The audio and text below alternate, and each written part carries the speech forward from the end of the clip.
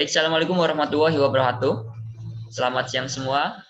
Kita bertemu kembali di mata pelajaran sosiologi.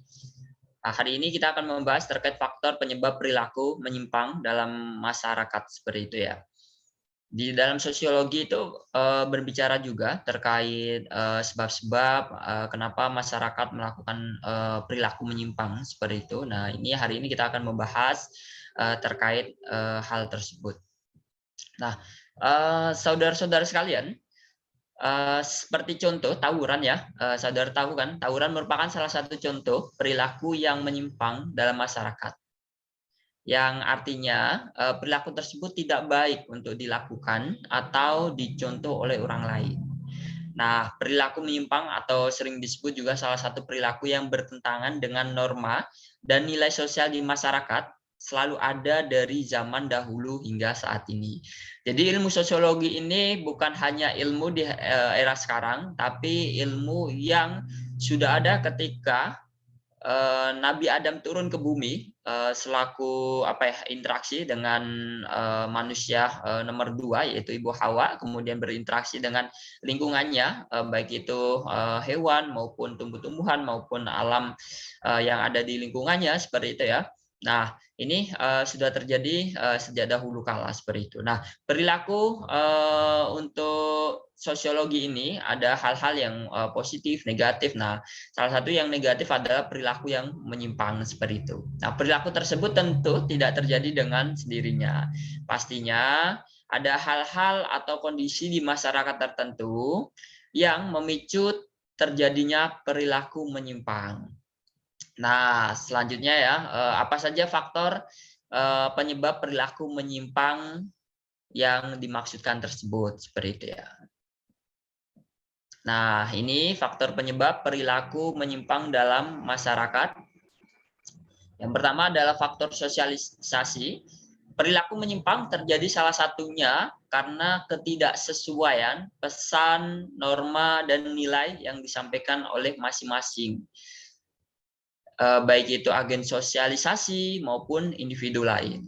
Nah, individu mempunyai perilaku tersebut akhirnya tidak merasa bahwa hal tersebut menyimpang dan menganggap bahwa perilaku yang ia pelajari norma untuk dilakukan seperti itu. Nah, karena adanya kekurangan sosialisasi ini kan ya, saudara-saudara sekalian, yang mengakibatkan terjadinya perilaku menyimpang itu di masyarakat seperti itu. Jadi kalau memang kita bisa mensosialisasikan hal-hal baik, mari kita sosialisasikan. Kalau memang perilaku hal yang tidak baik itu tidak perlu untuk disosialisasikan, ya udah berarti tidak usah disosialisasikan.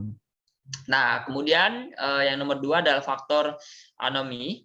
Faktor anomi ini secara umum dapat didefinisikan sebagai salah satu suatu keadaan di mana masyarakat kehilangan pegangan norma.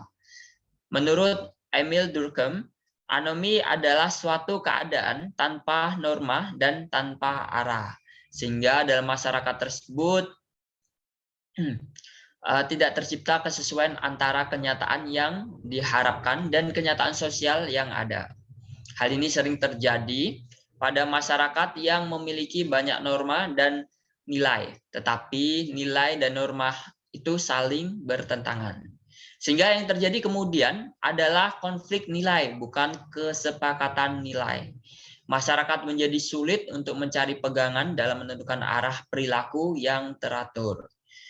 Gejala ini pun sering ditemui pada masyarakat modern, yang salah satu contohnya adalah nilai kebebasan berekspresi yang saat ini banyak dianut oleh orang-orang di negara demokratis dan di negara liberal.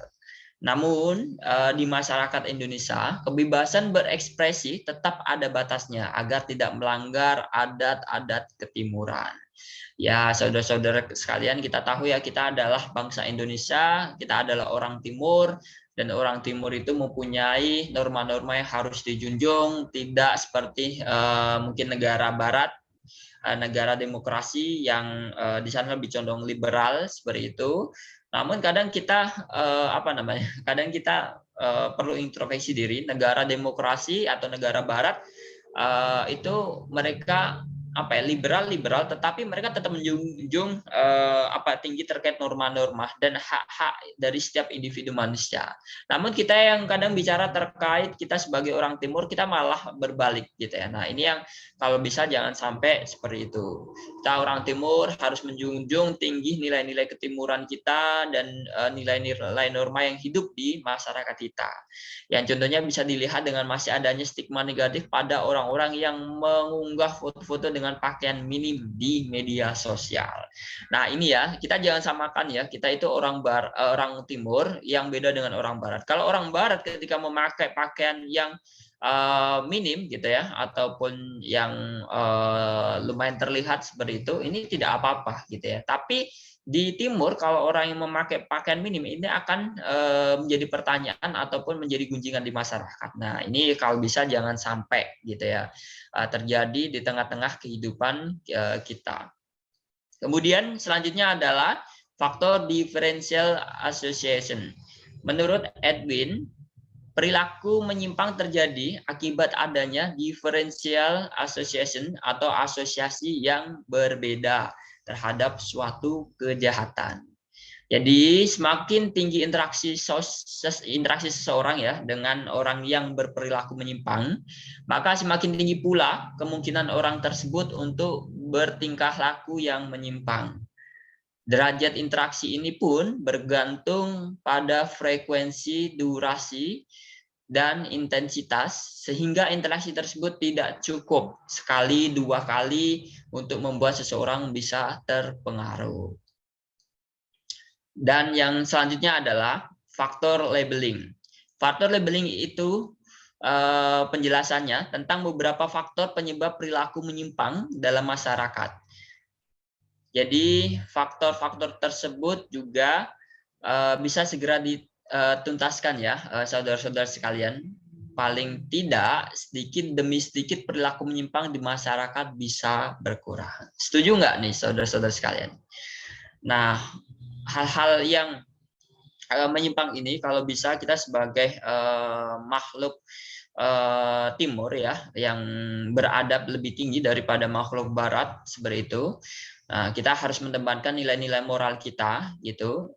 Apalagi kita orang Indonesia ya, orang Asia Tenggara, ini nilai-nilai moral, nilai norma kita harus kita junjung tinggi, jangan kalah dengan Barat meskipun mereka lebih demokratis dan liberal, namun mereka juga sepertinya tidak kalah dengan orang-orang Timur. Orang-orang Barat banyak belajar di orang-orang Timur, tapi sebaliknya orang-orang Timur malah belajar sebaliknya dengan orang-orang Barat. Nah, ini yang harus kita pahami betul seperti itu.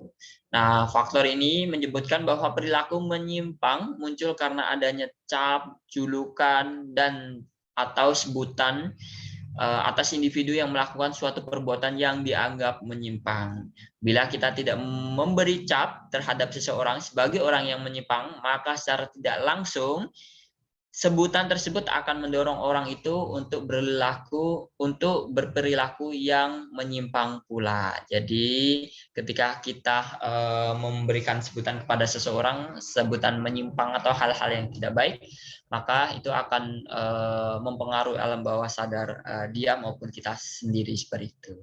Jadi saudara-saudara sekalian, kita ya sebagai orang Indonesia, marilah kita jauhi perilaku yang menyimpang dalam masyarakat ini, dan kita kampanyekan bahwasanya kita ini adalah orang Timur, harus menjunjung tinggi norma-norma, aturan-aturan yang hidup di dalam masyarakat kita. Kita pastinya ingin hidup nyaman, tentram seperti itu ya, dan hidup dengan nilai-nilai kebenaran, nilai-nilai moral, saling menghargai satu sama lain seperti itu. Jadi terus kita menjadi agen kampanye yang selalu menebarkan kebaikan dimanapun dan kapanpun berada.